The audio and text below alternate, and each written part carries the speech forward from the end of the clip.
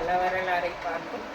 சிவகங்கை மாவட்டம் வைகை ஆற்றின் கரையில் அமைந்துள்ள திருப்புவனம் புகழ்பெற்ற பாடல் பெற்ற ஸ்தலமாகும். லிங்கத்தில் திரிசூல முத்திரையை காணலாம். இங்குள்ள புஷ்பவனேஸ்வரர் பூவனநாதர் சுயம்புவாக தோன்றியவர். காசிக்கு இணையான முக்தி தரும் திருத்தலமாக இது கருதப்படுகிறது.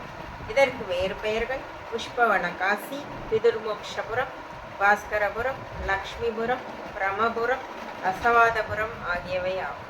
லிங்கம் பாரிஜாத மலரால் ஆனது என்பதால் பூவனன் என்றும் ஊரின் பெயர் திருப்புவனம் என்றும் ஆனது. மூலவர் ருத்ராட்சமேனியுடன் காட்சி அளிப்பது இதன் சிறப்பாகும். இது பாண்டிய நாட்டு தேவார ஸ்தலங்களில் 13வது ஆகும். சிவபெருமான் 64 திருவிளையாடல்களில் 36வது திருவிளையாடல் ஸ்தலமாகும். தருமியின் பொருட்டு சிவபெருமான் விறகு விற்று பாடல் பெற்ற ஸ்தலம். வைகை ஆற்று மணல் முழுவதும் சிவலிங்கமாக தெரிந்ததால் ஆற்றை மிதிக்க அஞ்சிய திருஞான சம்பந்தர் மறுகரையிலிருந்தே பதிகம் பாடினார். அப்பொழுது அவரது பார்வைக்காக நந்தியை சற்றே விலகச் சொன்னார். இன்றும் இங்கு நந்தி சாய்ந்த நிலையில் இருப்பதை காணலாம். இங்கு வந்து வழிபட்டோர் சம்பந்தர், அப்பர், சுந்தரர், மாணிக்கவாசகர், கருவூர் தேவர், வரணதேவ நாயனார், பட்டினத்து பிள்ளையார், சேக்கிழார் ஆவர். ஒருமுறை பொன்னையாள் என்ற பக்தைக்காக இறைவன் சித்தர் வடிவில் வந்து ரசவாதம் செய்து பொன் கொடுத்தார்.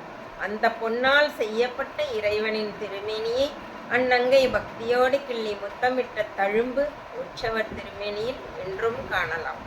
ஒருமுறை முதியவர் ஒருவர் காசிக்கு செல்ல முடியாமல் வருந்த அவரை இத்தலத்தில் வந்து வைகை ஆற்றில் அஸ்தியை கரைக்கச் சொன்னார் சிவபெருமான்.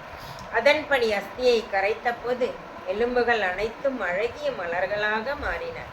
காசிக்கு செல்ல முடியாதவர்கள் இத்தலத்தில் வைகை கரையில் முன்னோர்களுக்கு திதி தர்ப்பணம் கொடுத்து மோட்ச தீபம் ஏற்றி வழிபட்டால் அவர்களுக்கு முக்தி கிடைக்கும் என்பது ஐதீகம். நாமும் இந்த ஸ்தலத்திற்கு சென்று வழிபட்ட பெருமை இறைவனையே சாரும்.